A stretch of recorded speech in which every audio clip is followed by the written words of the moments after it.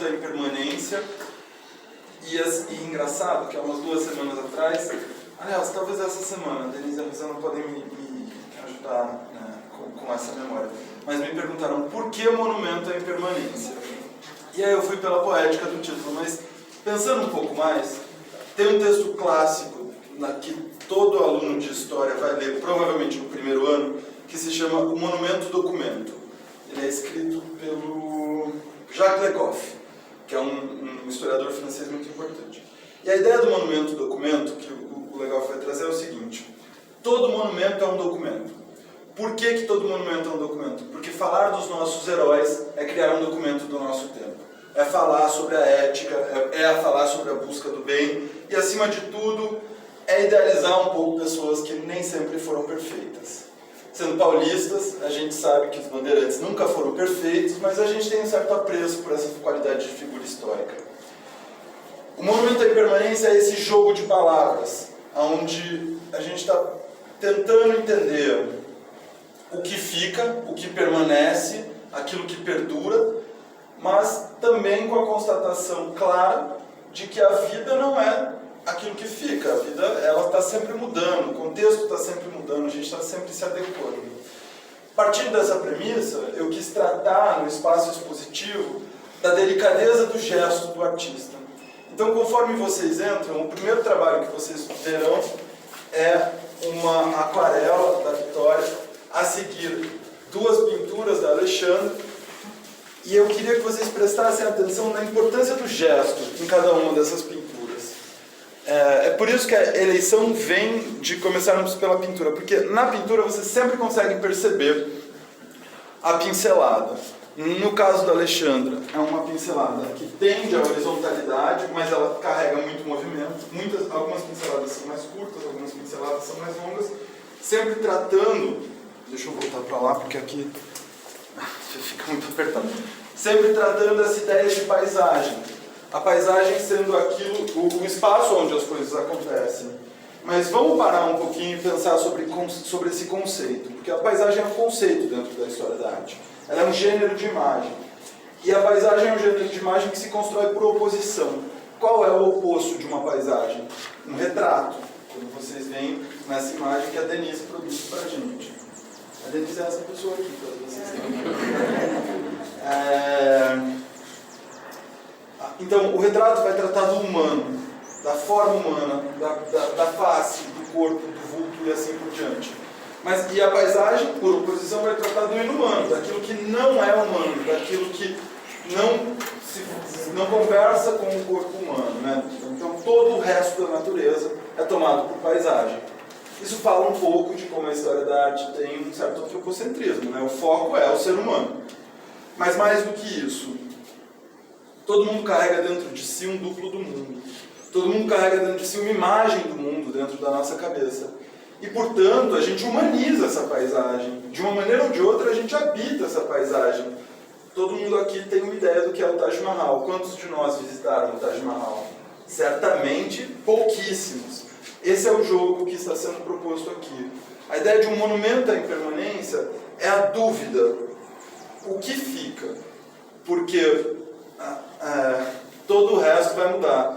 Então, Roma é tomada pela cidade eterna, né? É assim que ela é conhecida. Roma, a cidade eterna. Mas será que ela é mesmo? Quantas Romas já não existiram?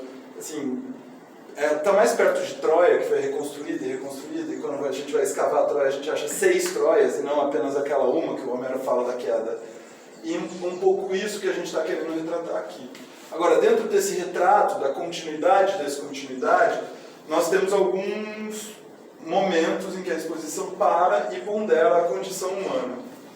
Gosto particularmente desse momento que fica entre a pintura e a escultura, onde as pinturas do Olavo Tenório vão falar de um construto urbano, de monolitos como os nossos prédios, ao mesmo tempo que a escultura da Tuca vai falar de algo que nos cerca e que, ao proteger, também prende, né?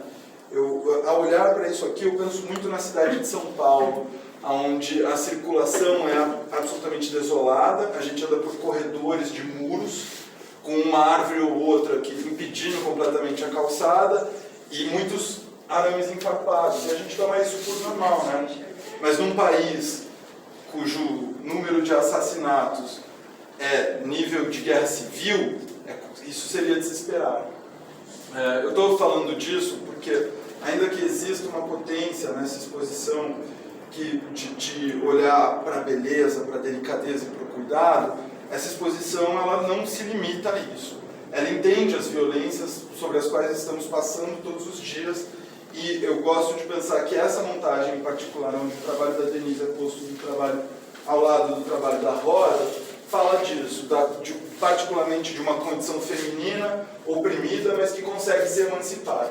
Então a Denise está trazendo essa típica figura feminina, carregando um saco de roupas na cabeça, provavelmente indo para o rio, provavelmente uma lavadeira, e assim, não é só provavelmente, o título do trabalho é lavadeira, né? Lavadeiras. E ao lado, a gente tem essa espécie de coleção de machucados que a Rosa traz. Quer dizer, como é que você guarda um machucado? A tua pele guarda, ela guarda na forma de cicatriz. Tua mente guarda na forma de narrativa. Mas a dor passa. Então você só tem a memória dela. E a Rosa, numa metodologia quase científica, ela pega esses objetos muito delicados e uma espécie de pele que já está cerzida, que já está costurada, mas ao mesmo tempo manchada por essa vermelhidão, por esse sangue, e ela expõe isso, coloca isso na nossa cara. Eu acho que isso, em certa medida, volta para o trabalho da Érica, que está posto aqui logo na entrada, que é uma frase que se perde no branco do papel. Mas o branco do papel, por sua vez, fala do branco do espaço expositivo. Notem que aqui a gente tem uma parede de tijolos que está pintada de branco. Sabe por que essa parede está pintada de branco? Porque cada um de vocês, ao entrar em um espaço expositivo, veio com a expectativa de achar um cubo branco. Porque isso foi uma convenção postulada no início do século XX pelo curador do MoMA. Uma convenção que procurava falar da neutralidade do espaço expositivo. E que bom que no século XXI a gente consegue perceber que branco e neutro não são a mesma coisa, né? Branco é branco, neutro é outra coisa. E o neutro se constrói por composição. Nessa virada que a gente tem um certo pensamento, então a partir do trabalho da Rosa tem uma virada que eu acho que é um pensamento tanto escultural quanto arquitetônico. É por isso que eu trago a escultura do Olavo suspensa em meio a dois trabalhos da Dolly. Porque os trabalhos da Dolly eles vão falar do rigor arquitetônico. Eles falam do plano cartesiano, de como uma edificação se faz, se encaixa e também se desencaixa. E, em muitos sentidos, ela está pensando na arquitetura. Só que a arquitetura, ela não sai da genialidade do arquiteto. Aqui no Brasil é meio difícil de pensar isso, porque a gente conhece tão bem o Oscar Niemeyer, mora tão perto do nosso coração, e ele é tão gênio nas formas que ele propõe, que a gente não consegue dissociar uma coisa da outra. Mas um arquiteto tem uma formação rigorosamente matemática, um arquiteto tem que pensar uma sociedade e assim por diante. E eu acho que é nisso que a Dolly está falando. Em certa medida, ela está falando para a gente o quanto a construção arquitetônica por si é uma colagem, assim como o próprio trabalho. A seguir, a gente retoma para os trabalhos da Denise, dessa vez numa espécie de decalque que, ao mesmo tempo que apresenta essa mulher através da aquarela, ela vai fazer um decalque onde essa mesma mulher está apagada. E eu acho que isso é um comentário sobre a condição feminina, sobre esse momento onde, ora, a mulher é elevada ao lugar de deusa, ora ela é tratada como puro objeto. Isso é uma discussão válida e uma discussão que está ao lado, mas eu não consigo deixar de ponderar essa impermanência, esse lugar ambíguo entre a santa e a puta, por essa perspectiva aqui. Por isso que esse trabalho está tão destacado. Por quê? O unir de mãos, e tanto faz se essas mãos que estão se lavando são as mesmas ou são duas, mas essa união cria uma distorção. Vocês percebem o que está acontecendo aqui, né? É como se essa mão tivesse mergulhada em água, e ela traz, junto disso, a distorção que acresce, torna maior, mas também que toma contato, que cria um novo bicho dentro da cabeça dessa mão que está se tocando, porque O toque, o contato, é sempre como se cresce. E, acima de tudo, é o que move essa impermanência, a mudança da autopercepção. Nessa linha de pensamento, a gente entra dentro desses dois trabalhos. Esse da Cris Canepa, esse da Luciana Boaventura. O da Cris Canepa eu acho interessante porque, sendo pintora, atrás de vocês têm uma das pinturas da Cris. Sendo pintora, a Cris vai comentar tanto da representação do mundo quanto do que é a pintura. Esse é o grande... Vocês podem ficar na frente, tá? Eu não vou comentar dessa pintura agora, vocês não precisam se espremer, a gente pode ficar... Desculpa, vamos lá. Pintor só fala de pintura, gente, essa é a verdade. Eles olham para o mundo e eles falam assim: nossa, ia ficar um verde lindo aqui, no meio de um jardim. E aí você fala: como que eu vou pôr o verde aqui, filho? Já tem o verde já está ali. A Cris vai pensar a pintura pela totalidade do quadro. Esse é o problema que o Picasso propõe, tá? Quando o Picasso desenvolve o cubismo, a importância do cubismo é a afirmação de que um quadro é uma representação da realidade. Um quadro é sempre bidimensional. E sendo bidimensional, não adianta a gente falsear uma perspectiva, que é o que os italianos faziam no Quattrocento, que é o Renascimento, que é o Da Vinci. E aí o Picasso fala: não, cara, não, estou tranquilo, vou fazer uma coisa mais plana aqui. E aí o Picasso aponta um problema: a pintura é sempre plana. E aí a gente tem um argentino que resolve esse problema, mas sendo argentino vai levar 20 anos para a Europa descobrir que um argentino resolveu um problema europeu, né? Que é o Lúcio Fontana. O que o Fontana faz? Ele pinta de uma cor só a tela, então ele faz um monocromo, pega uma faca e corta a tela. Pronto, o problema não era ser planar? Agora eu acabei de romper o plano e trazer o mundo de volta para a pintura. Informada desses dois pontos de vista sobre a pintura, o que a Cris faz? Ela pega uma tela já preparada e, ao invés de pintar por sobre a tela, ela só assina.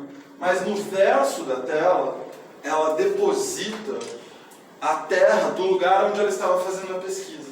Ela cria volumetrias, ela cria uma paisagem no verso e não na frente da tela. Isso cria uma mancha gráfica na frente da tela, mas isso aqui é só mancha gráfica. O trabalho está aqui, no reflexo de um espelho. Voltando para o Picasso, porque o espelho de novo achata a imagem, né? Ele não aprofunda, ele falseia uma profundidade. Então aqui a gente tem uma discussão sobre a paisagem, sobre o que eu vejo e o reflexo mental que está nela. Assim como na sequência, a gente vai ter essa outra paisagem, uma que conversa muito mais com os jardins do Claude Monet, e posto diante de um jardim. Então, assim, todos vocês, a não ser vocês aqui, estão vendo errado esse trabalho, porque ele foi feito para ser visto junto com o jardim e não de viés. É para a gente perceber como as imagens nos ensinam a perceber. Não pode fazer isso, tá? Isso aqui foi um erro, por favor. Como as imagens nos ajudam tanto a perceber como construir paisagens mentais. E aí, eu peço que você... Eu não sei se vocês perceberam, mas eu estou fazendo exatamente o circuito da exposição aqui. E aí eu peço que vocês voltem a olhar para essa pintura, que agora eu vou pedir para vocês darem licença para todo mundo poder ver, aonde isso aqui é chamado de geotinta. Gel, terra, tinta, tinta, né? Tinta não precisa de tradução. Mas a geotinta o que é? Sabe aquela terra que aqui vocês estão vendo através de um espelho? Aqui vocês estão vendo ela diante de si. E eu digo mais, essa aqui e aquela ali são terras que foram coletadas na Praça da Sé. É uma construção que ao falar da paisagem, não ignora de onde ela saiu e não ignora a metrópole urbana e acelerada em que estamos. Depois de todo esse pensamento que eu espero que vocês tenham acessado, claro, comigo falando é mais fácil, né? Mas eu gosto de pensar que as imagens falam por si mesmas e elas constroem isso. Aí a gente vê um breve ato na visitação da exposição, que é um momento onde respira-se ao ar livre. Por mais gostoso de um dia quente como hoje, o ar-condicionado da sala, seja passar pelo jardim, ter essa experiência individual, com as plantas, com esse lugar que vamos ser sinceros, aqui em São Paulo isso aqui é um oásis. Passar por esse oásis para entrar na outra sala expositiva é parte da experiência de visitação.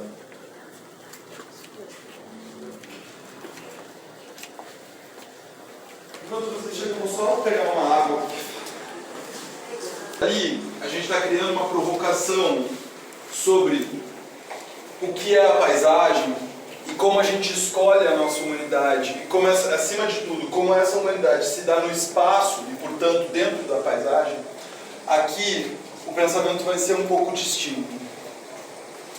E um pouco contraintuitivo também. Porque, bem ou mal, estamos saindo de um período de quarentena. A gente está saindo de um período onde a palavra contaminação se tornou sinônimo de perigo e talvez morte. Mas nessa sala, a ideia de contaminação é exatamente o que formula a nossa humanidade. A ideia de contaminação é que, ao conversar com você, eu estou te contaminando e você está me contaminando. Porque, em verdade, a nossa humanidade se constrói pelas bordas e não no centro de cada um de nós. Cada um carrega a sua individualidade e o seu direito a pensar e propor o mundo como se entende. Mas a humanidade, ela se faz no laço, no afeto, na gentileza, e não na opressão e na dor, e não no império do outro ou na vontade, como o Estado contemporâneo costuma dizer, né? O Estado contemporâneo detém o monopólio da violência. Eu acho que a gente aqui está propondo a abolição da violência. Vamos dizer que ninguém pode ser violento, nem a polícia e nem os cidadãos? Vamos construir uma coisa um pouco mais gentil, para que talvez a gente consiga destruir essas outras instâncias de opressão, como o machismo, o racismo, a homofobia e tantas outras formas de opressão que hoje são constantemente denunciadas? Bom, aqui nessa sala, a ideia de contaminação é essencial, porque a contaminação se faz pelo contato, pela construção de uma comunidade. E aí, por vezes, a gente vai criar subversões de expectativas. Então, por exemplo, nessa sala nós temos uma escultura que, logo de entrada, ela está planificada. Ela está criando, inclusive, um horizonte em relação ao jardim. Ela está voltando para a gente falando assim, será que o horizonte é essa linha metafísica onde o céu encontra a terra? Será que o horizonte não é uma construção? E aí, tentando provar um pouco o meu argumento, eu aproximo do horizonte essas colagens que falam daquele duplo do mundo que eu estava falando ali atrás. Então você tem o animal mimetizado pela fotografia. E assim, uma coisa que é incontestável é que a mímese fotográfica é uma cópia do mundo real. Literalmente, mímese significa isso, tá, gente? Cópia do mundo real invertida. Só que para além da fotografia, que já não é o mundo, a gente tem o desenho. Para além do desenho e da fotografia colada, a gente tem uma bexiga. Que é uma coisa mais festiva do que uma bexiga. Alguém aqui costuma ter bexigas na sua festa de aniversário? Porque para mim pararam quando eu tinha uns 12 anos. Assim, eu gostaria que tivessem, mas assim, não, né, é uma coisa muito festiva. Na sequência, a gente volta para um trabalho da Rosa que pega esses lenços, essa coisa íntima, pessoal e intransferível, porque lenço é uma coisa que você não empresta, né? Ele fica no seu bolso, você usa, você lava, e ela traz esse lenço um pouco como metáfora da vida humana, brincando com essas intervenções que agem como composição. Ela vai construir e guiar o nosso olhar, mas deixando no centro sempre essa ideia de ferida, algo que machuca, que falar que ferida fere, né? Não é o que eu quero, mas eu gostaria de pensar que eu sou um pouco mais eloquente do que isso, mas nesse momento eu não estou. Mas ele fala daquilo que feriu, né? E aquilo que foi costurado, aquilo que foi restaurado em alguma medida, mas restaurar uma ferida, tratar, cuidar dela, não é o mesmo do que não ter essa cicatriz, né? E aí a gente volta para o trabalho da Luciana, dessa vez operando a lógica da colagem, mas é uma colagem que não busca fazer sentido. Ela não está tentando mostrar para a gente o jardim do Éden, ou qualquer qualidade, ou o jardim de Versalhes, ou os jardins do Burle Marx. Notem que eu estou falando de todos esses jardins, eles são milimetricamente pensados. Eles são milimetricamente plantados e construídos. E aqui não é disso que a Luciana está falando. Ela está trazendo de volta para a gente uma ideia de contato natural, onde dentro da natureza as negociações se fazem pela simples presença. Continuando, a gente vai para o trabalho da Rosana, onde existe um conjunto de camadas a ser descoberto dentro desse trabalho. E essas camadas são feitas pela aproximação do corpo que olha para com o trabalho.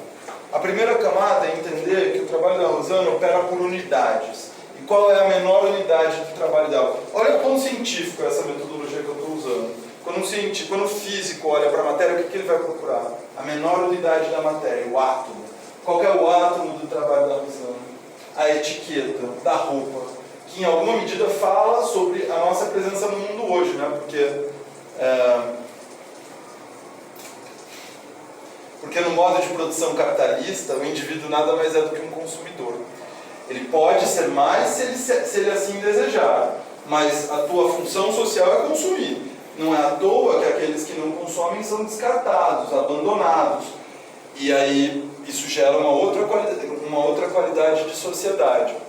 Eu acho que esse comentário do consumo está postulado aqui, mas ele não está só postulado, ele está pensado como estrutura. Então, se a unidade é essa etiqueta de roupa que insinua o consumo, é importante a gente também dar um passo atrás e olhar a totalidade. E na totalidade, a Rosana, que é arquiteta, faz um skyline. Ela faz o desenho, a mirada da cidade, aquilo que impede a vista daquele horizonte distante, ao mesmo tempo que recria uma nova linha do horizonte, uma linha pontuada por esses prédios. E aí, o jogo interessante, olha como o pintor só fala de pintura, gente. O jogo interessante, se isso é um skyline, se isso é uma linha do horizonte vista dentro da cidade, então o branco é o céu. O que acontece no céu? É a luz, né? O céu é a luz. Não sei se vocês sabem, mas essa coisa azul que está sobre suas cabeças agora é uma ilusão de ótica. E ela é uma ilusão de ótica por quê? A luz vem vindo do Sol, quando ela muda do espaço para a atmosfera, ela cria um ângulo. E nesse ângulo cria-se a ilusão de ótica de que o céu é azul e não preto e angustiante o tempo inteiro. Obrigado, né, por ser azul e não aquela coisa... Mas se o branco aqui é tomado pela luz, então ela inverte o jogo luminoso. E aí a terra, o tom terroso fica posto para cima e o tom luminoso, estabelecido dentro do próprio conjunto da pintura dela, é posto de baixo. Aí a gente fica se perguntando, mas ela está falando que a luz rebate e volta para o chão? Ela está falando do cheiro de chuva, porque quando começa a chover e está muito quente, vem aquele cheiro. Do que a Rosana está falando? Eu acho uma ótima pergunta, ela está aqui, vocês podem perguntar para ela daqui a pouquinho, tá bom?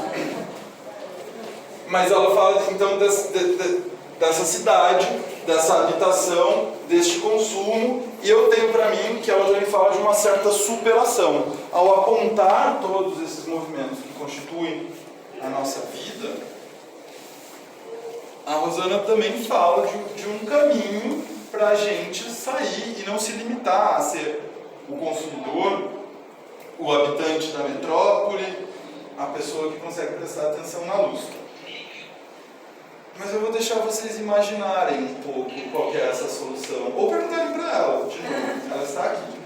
Mas eu vou deixar vocês imaginarem porque eu tenho para mim que o futuro é um exercício de imaginação. Quem pensar melhor e incluir mais pessoas na sua imaginação ganha. Então, vamos todo mundo imaginar junto. Se a Rosana está trazendo esse dado da cidade, do urbano, da metrópole e as mil contradições que constituem, a Luciana volta com esse pensamento sobre o natural, sobre o antroposófico. É uma pena que a Luciana não está aqui, porque eu não sei explicar antroposofia, gente, mas eu posso que o Google consegue. Assim, no rudimento, o antroposófico o ser humano é um animal também, e o ser humano usa esses espelhamentos para entender o mundo. Então, o mundo não pode ser tão distante do espelho que a gente projeta sobre ele. Mas aí tem o mito de Narciso, que vai falar, e todos somos um pouco narcisistas, né? Eu tenho o mito de Narciso que vai falar pra gente assim, tome cuidado com o espelhamento que você projeta. Eu não sei muito bem onde me colocar dentro dessa métrica, mas eu acho que o trabalho da Luciana é muito delicado. E o que eu queria chamar a atenção para vocês é que, se vocês, assim como eu, veem nesta imagem palmeiras, vocês precisam virar para os seus cérebros e falar assim, não, pare de pensar um pouco. Por quê? O que eu tenho aqui são manchas de cor e linhas desenhadas, com caneta esferográfica ainda por cima, não só, mas também. Ou seja, é uma mancha de tinta que eu transformei numa paisagem. Isso fala muito da nossa vontade de querer um retorno à natureza, particularmente nós, aqui em São Paulo, nesse rio de pedra, né? E aí a colagem vai ganhar essa força aqui junto. Eu admito para vocês que essa montagem é muito pouco típica, porque ela tem movimentos, mas eu acho que isso sou um pouco eu, assim, que quando chego num museu, tá, um trabalho, 80 centímetros, eu acho chato, eu acho monótono, e eu queria que o visitante mergulhasse dentro desses pensamentos, assim como nós. Então, se aqui eu estou falando, se aqui a Rosana está falando da cidade, a Luciana da mancha de cor, a Agnes retoma com a ideia de que, olha, mas o mundo está aí e a gente precisa se colocar diante dele. E eu gosto muito desses duplos que ela vai criando o tempo inteiro, como se fosse um eco, né? E no fundo, pensar sobre o Taj Mahal não é ter um eco do Taj Mahal dentro de nós. E dentro desse movimento, eu quis destacar, particularmente a partir do trabalho da Agnes, eu quis destacar certa gentileza, porque se ali o mesmo, não é o mesmo, obviamente, mas assim, se ali o lenço da rosa vai trazer uma dor muito intensa, aqui eu acho que ele traz uma certa delicadeza, com esses fios que caem, mesmo com o serzir que reúne aquilo que foi ferido. E eu tenho para mim que a aquarela é a moda de pintura mais gentil, porque ele é muito delicado, ele demanda tempo. Não sei, talvez eu faça um romance da aquarela dentro da minha cabeça também, mas que mal é isso, né? Mas, nesse movimento eu tentei trazer certo entendimento gentil do mundo, mas um entendimento que pode ser absolutamente equivocado, né? Então, é por isso que eu gosto desse bicho aqui, que ele é um bicho meio inventado, meio ema, meio coelho, e ao mesmo tempo ele fala desse desencontro que todo mundo carrega dentro de si, né? Todo mundo se sente meio estranho às vezes o tempo todo. Então, essa parede ela vai falar sobre essa condição que constrói esse estranhamento. O trabalho da Érica, já de um tempo, especula sobre o inefável, sobre aquilo que desaparece quando a gente toca, sobre um punhado de água pego na sua mão, que está sempre escorrendo, mas sempre tem uma pocinha ali que fica. Não à toa, a Érica é a pessoa que escreve: meu nome é T, eu sou o tempo, o meu nome é, e o nome desaparece na própria branquidão do papel. O mesmo eu acho que se faz aqui.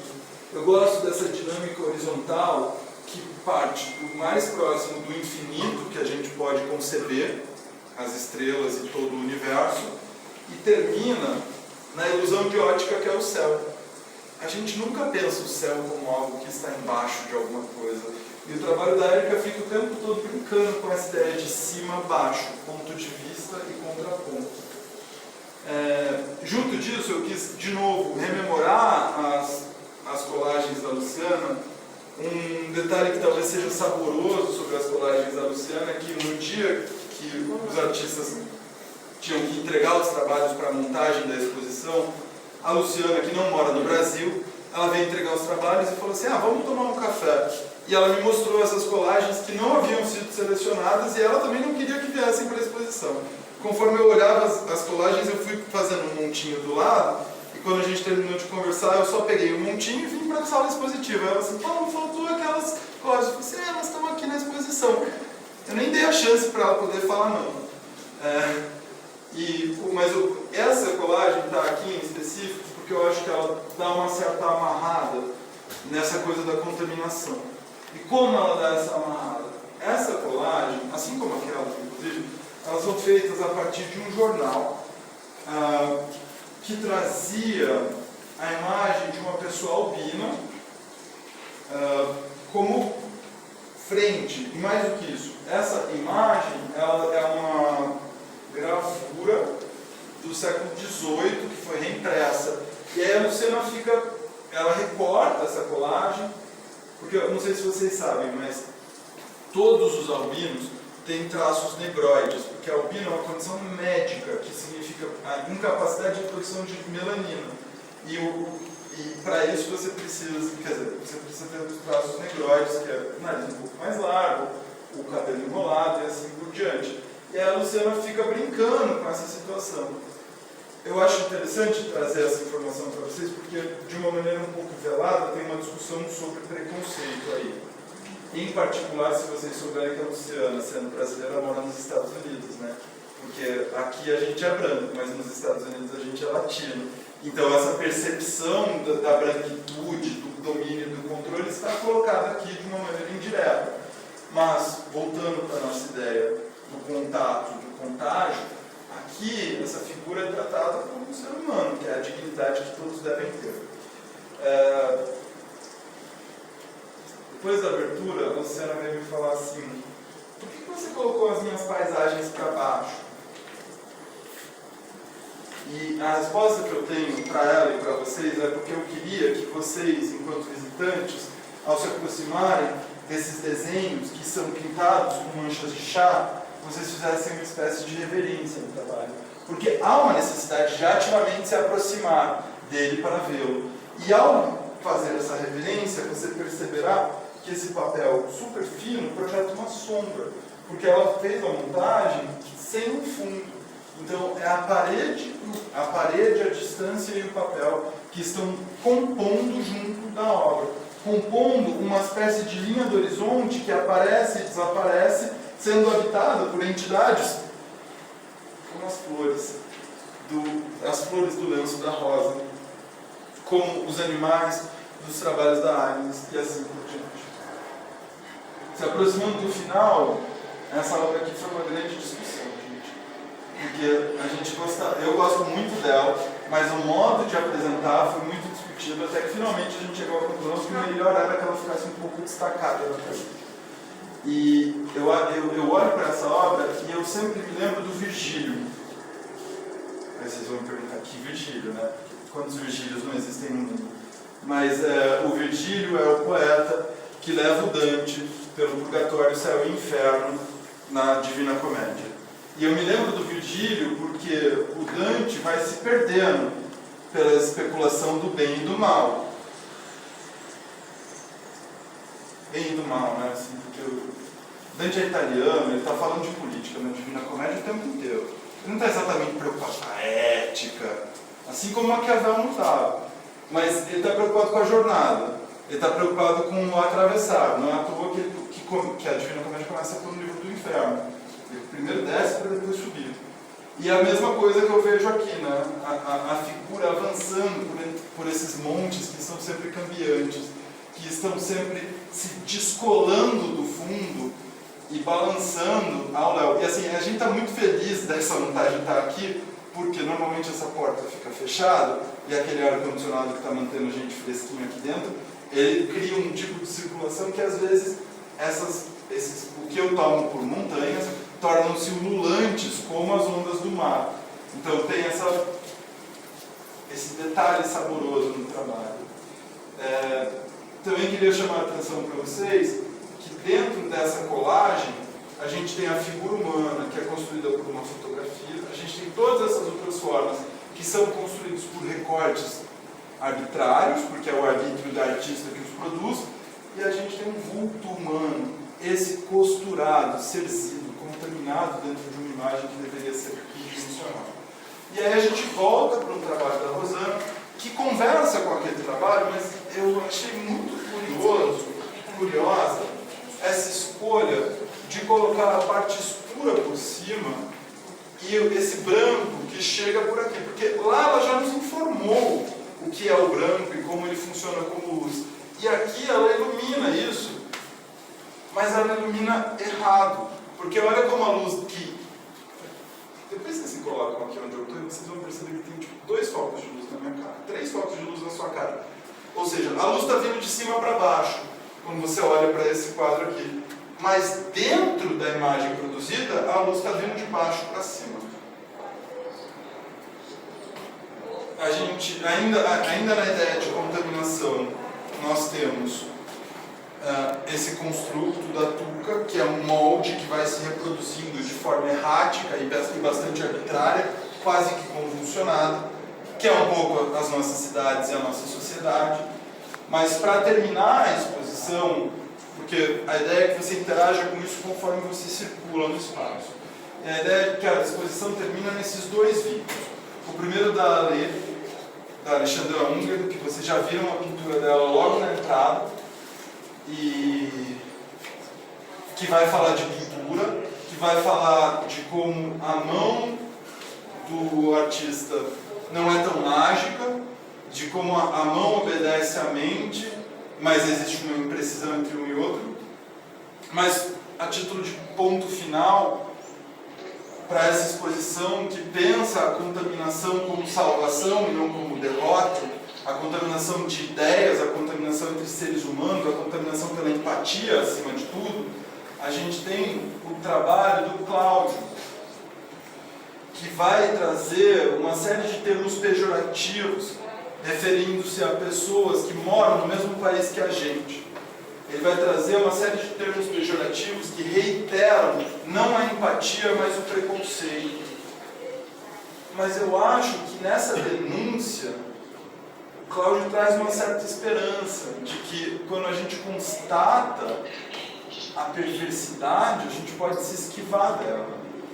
E eu acho que é uma boa pontuação para a gente talvez ressignificar, se não os termos, as nossas condutas. Para a gente conseguir entender que a nossa humanidade se faz pelas bordas e essas bordas se fazem respeitando os outros. Não é aquela coisa assim, a minha liberdade vai até onde a sua começa. Isso não existe. Liberdade é liberdade, inclusive a liberdade de ser uma pessoa ruim. Mas eu acho que o que o Cláudio está falando para a gente é assim, se você tem a liberdade de ser uma pessoa ruim, por que não escolher não ser? Por que não combater o preconceito? Por que não aceitar os seus hábitos diários de asseamento, que a maioria dos homens faz a barba diariamente? Eu trabalho com arte, tá? Eu levo para vocês que estão fazendo a barba diariamente. Mas nos seus hábitos diários de asseamento, fazer o hábito diário do asseamento mental também, do não permitir-se ir ao preconceito ou apoiá-lo, de sempre se colocar contra o governo Bolsonaro. Bom, é um pouco isso, assim, sabe? Eu olho para esse trabalho do Cláudio e, no fundo da minha cabeça, eu fico ouvindo uma frase que dizem que Marco Aurélio tinha escrito em cima da sua cama, que é: isto também passará. E aí, talvez, a baianada possa se tornar a reunião de todos nós para celebrar o povo baiano e não essa coisa horrível que o texto e o vídeo denunciam. É isso. Obrigado por acompanharem a visita. Nós estamos aqui para conversar no jardim, porque temos um oásis, porque não ficamos lá. E perguntem para os artistas as dúvidas que vocês têm. De preferência, perguntem assim, aqui na conversa, em roda, porque eles têm muito a dizer. E é isso, gente. Obrigado.